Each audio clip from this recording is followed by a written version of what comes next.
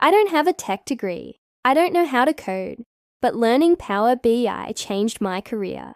Before that, I used to just follow instructions, make reports, update Excel, attend meetings, and repeat.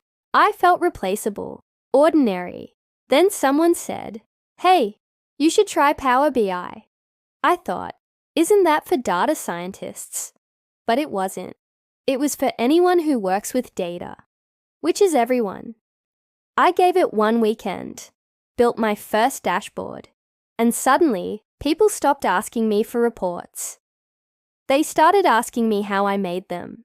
I went from just another employee to the go-to person for insights, from copy-pasting in Excel to building live interactive dashboards that told stories. The best part, you don't need to code, you just need to understand data and ask better questions. Power BI made me valuable, not because I worked harder, but because I worked smarter. So if you're a non-tech employee and you want to stand out, learn Power BI. One skill, one tool, endless opportunities.